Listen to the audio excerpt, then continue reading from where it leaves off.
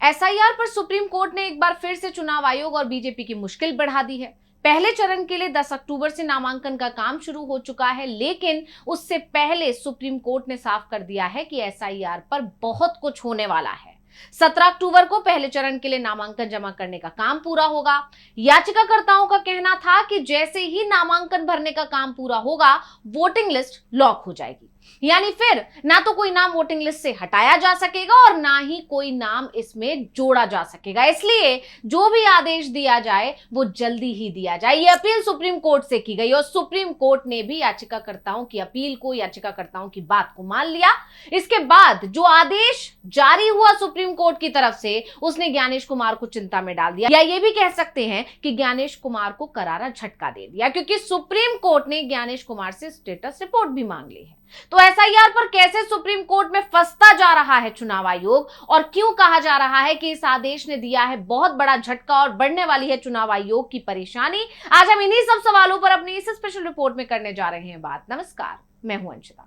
बिहार में voter list के विशेष गहन पुनरीक्षण यानी एसआईआर के बाद लाखों लोगों के नाम काटे जाने के मामले में सुप्रीम कोर्ट ने एक बड़ा अंतरिम आदेश दिया है। अदालत ने साफ कर दिया है कि किसी भी नागरिक को उसके मताधिकार से वंचित नहीं किया जा सकता। जस्टिस सूर्यकांत और जस्टिस जॉय माल्या बागची की पीठ इस मामले में सुनवाई कर रही थी और सुनवाई के दौरान उन्होंने आदेश दिया कि मतदाता सूची से बाहर किए गए वोटरों को उनके निष्कासन के खिलाफ अपील दायर करने के लिए मुफ्त कानूनी मदद सुनिश्चित की जाए। पीठ ने अपने आदेश में कई महत्वपूर्ण बिंदुओं का जिक्र किया। पीठ ने अपने आदेश में कहा कि कोर्ट ने बिहार राज्य विधिक सेवा प्राधिकरण यानी एसएलए से आज ही सभी जिला विधिक सेवा प्राधिकरणों यानी डीएलएसए को निर्देश भेजने को कहा है। ये निर्देश उन वंचित लोगों की मदद के लिए हैं जो अपील दायर करना चाहते हैं। इस मदद के लिए पैरा लीगल वॉलंटियर्स और मुफ्त कानूनी सहायता वकील तुरंत उपलब्ध कराए जाएं। इसके अलावा कोर्ट ने आदेश में कहा कि डीएलएसए सचिवों को तुरंत हर गांव में पीएलबी के मोबाइल नंबर और पूरी जानकारी फिर से यानी अधिसूचित करने का निर्देश दिया गया है।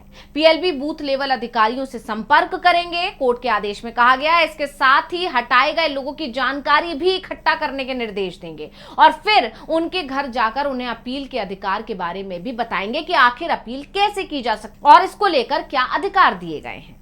कोर्ट ने स्पष्ट किया कि इस आदेश का लाभ उन लोगों को भी मिलेगा जिनके नाम मसौदा सूची यानी ड्राफ्ट लिस्ट में नहीं थे। यानी ऐसा नहीं है कि सिर्फ फाइनल लिस्ट में जिन लोगों के नाम नहीं है उनको ही इसका फायदा मिल सकता है, बल्कि ड्राफ्ट सूची में भी जिन लोगों के नाम काट दिए गए थे उनको भी इसका फायदा मिलने वाला है। और कोर्ट ने इसके साथ ये भी कहा कि सचिव हर गांव में अपने वॉलंटियर्स के मोबाइल नंबर और पूरा विवरण दोबारा दें। जो बीएलओ से संपर्क करेंगे वो अंतिम सूची से बाहर रखे गए व्यक्तियों के बारे में पूरी जानकारी लें। पीएलबी अपील के अधिकार के बारे में जानकारी देने वाले व्यक्तियों से संपर्क करें। वो अपील का मसौदा तैयार करने और निःशुल्क कानूनी सहायता परामर्श देंगे, ऐसा कहा गया है। और एसएलए जानकारी इकट्ठा करेगा और एक हफ्ते में न्यायालय को स्टेटस रिपोर्ट सौंपने की भी बात की गई। और स्टेटस रिपोर्ट की बात जैसे ही आई, चुनाव आयोग की टेंशन बढ़ गई है। अब चुनाव आयोग की एसआईआर के दौरान जिन मतदाताओं के नाम कटे हैं उनकी अपील पर निर्धारित समय सीमा के अंदर फैसला होना चाहिए, ये बात कोर्ट ने साफ कर दी है। याचिकाकर्ताओं की इस अपील पर सुप्रीम कोर्ट ने यह भी कहा कि इस बिंदु पर अगली तारीख पर सुनवाई के समय विचार किया जाएगा। यानी ये मामला अभी खत्म नहीं हो रहा है। सुप्रीम कोर्ट लगातार इस मामले में सक्रिय बना हुआ है और निगाह बनी हुई है।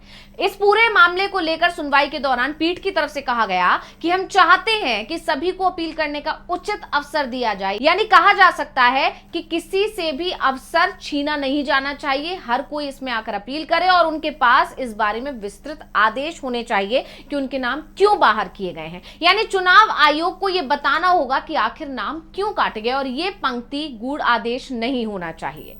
यानी सुप्रीम कोर्ट बेहद कड़े रुख में दिखाई दिया। सुप्रीम कोर्ट काफी नाराज दिखाई दिया चुनाव आयोग की प्रक्रिया को लेकर। हालांकि एसआईआर प्रक्रिया को लेकर सुप्रीम कोर्ट शुरुआत से ही सख्त रुख अपनाए हुए है और लगातार सुप्रीम कोर्ट की तरफ से चुनाव आयोग को निर्देश दिए गए हैं।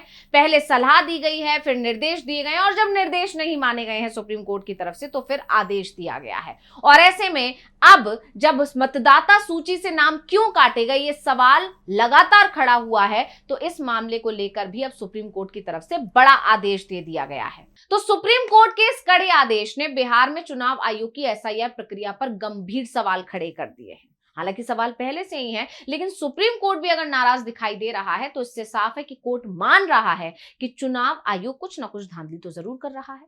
कोर्ट का यह रुख दर्शाता है कि मतदाता सूची से नाम हटाने की प्रक्रिया में पारदर्शिता की कमी थी, यानी यह काम पूरी पारदर्शिता के साथ नहीं किया गया, जिसके चलते लाखों वोटर अपने निष्कासन की जानकारी और अपील के अधिकार से वंचित रहे।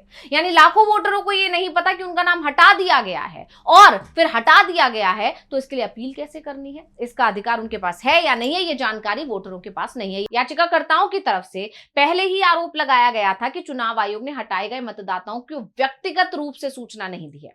अगर सुप्रीम कोर्ट को दखल देकर खुद कानूनी सहायता देने की बात कहनी पड़ रही है, तो इससे यह साफ हो जाता है कि मतदाता सूची बनाने की संवैधानिक जिम्मेदारी निभाने में आयोग कहीं ना कहीं विफल रहा है। अब क्योंकि अपील दायर करने का समय खत्म हो रहा है, इसको लेकर अलग सवाल उठ रहे हैं कि आखिर अपील दायर करने के लिए इतना कम समय क्यों दिया गया। एसआईआर प्रक्रिया भी शुरुआत से सवालों में ही है कि आखिर इतनी आनन फानन में ये प्रक्रिया क्यों शुरू की गई है, और अब कोर्ट को आनन फानन में कानूनी सहायता का आदेश देना पड़ा क्योंकि अपीलकर्ताओं के पास समय की अभाव है।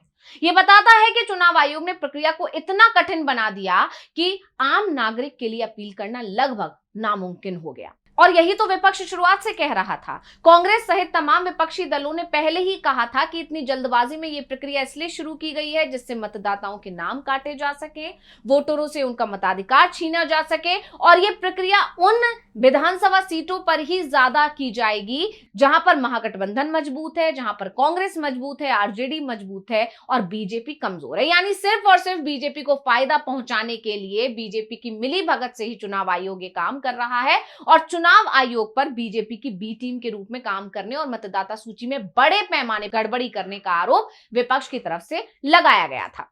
और इन सब आरोपों के बीच में सुप्रीम कोर्ट का ये रुख, सुप्रीम कोर्ट का ताजा आदेश इन आरोपों को बल दे रहा है, और अब इस मुद्दे को लेकर चुनाव आयोग और ज्यादा दबाव में दिखाई दे रहा है।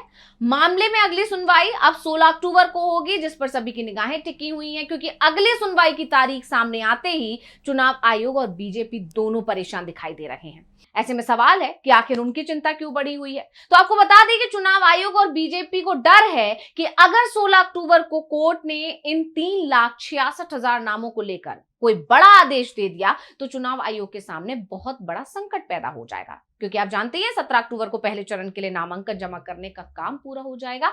इसलिए सुप्रीम कोर्ट के इस आदेश को चुनाव आयोग के लिए बहुत बड़े झटके के तौर पर देखा जा रहा है। तो वहीं याचिकाकर्ताओं और विपक्ष को बड़ी राहत मिली है। वहीं इससे पहले जो सुनवाई हुई थी इस मामले में, उसने भी चुनाव आयोग के पसीने छुड़ा दिए थे। कोर्ट ने आयोग से पूछा था कि क्या 3,66,000 लोगों में से जिसे नोटिस नहीं मिला है, क्या वो शिकायत लेकर आगे आया है। इस पर चुनाव आयोग ने कहा था कि नहीं, किसी ने कोई शिकायत नहीं दी, और इसके बाद कोर्ट ने चुनाव आयोग को 3,66,000 वोटर्स की जानकारी देने के निर्देश दिए थे। इस पर आयोग ने कहा फाइनल लिस्ट में ज्यादातर नए मतदाता जोड़े गए हैं, इनमें कुछ पुराने नाम भी शामिल हैं। कोर्ट ने चुनाव आयोग से कहा था कि जो भी उपलब्ध जानकारी है उसे 9 अक्टूबर तक अदालत में पेश करें, लेकिन ऐसी कोई जानकारी पेश नहीं की गई, और चुनाव आयोग की तरफ से दलील है कि सभी मतदाताओं को इस बात की जानकारी दी गई है कि उनका नाम क्यों कटा है, जबकि याचिकाकर्ताओं का आरोप है कि ऐसा नहीं किया गया है। बता दें कि बिहार विधानसभा की 243 सीटों पर 2 चरणों में मतदान कराए जाएंगे। पहले चरण में 6 नवंबर और दूसरे चरण में 11 नवंबर को वोट डाले जाएंगे। चुनाव नतीजों की घोषणा 14 नवंबर को होगी। एसआईआर की प्रक्रिया पूरी होने के बाद 7,23,00,000 मतदाताओं के नाम शामिल किए गए हैं। इस पर सवाल खड़े करने वाले लोगों का कहना है कि जनसंख्या और वयस्क आबादी की तुलना में मतदाता सूची में शामिल नाम काफी कम है। इस मामले में सुप्रीम कोर्ट में लड़ाई लड़ रहे योगेंद्र यादव का दावा है कि एसआईआर की प्रक्रिया पूरी होने के बावजूद अभी भी कई मतदाताओं के नाम ऐसे हैं जो कि डुप्लीकेट है। घुसपैठिए के मुद्दे पर भी सवाल खड़े किए जा रहे हैं, लेकिन चुनाव आयोग की तरफ से इस पर अभी तक कोई जानकारी नहीं दी गई है कि पूरी एसआईआर प्रक्रिया के दौरान कितने घुसपैठियों की जानकारी उनके हाथ लगी, यानी कितने घुसपैठियों के नाम काटे गए हैं, यानी कहा जाए कि कुल जितने नाम कटे हैं उनमें से घुसपैठिए कितने हैं। लेकिन चुनाव आयोग सिर्फ टाल मटोल कर रहा है, विपक्ष के सवालों के, कांग्रेस के सवालों के जवाब नहीं दे रहा है। और अब देखना होगा कि जब इस मामले में 16 अक्टूबर को दोबारा सुनवाई होगी तब सुप्रीम कोर्ट का रुख क्या रहता है। तो स्पेशल रिपोर्ट आपको कैसी लगी हमें कमेंट करके अपनी राय जरूर दीजिएगा। इसी के साथ मुझे दीजिए इजाजत। देखते रहिए DV लाइव। नमस्कार।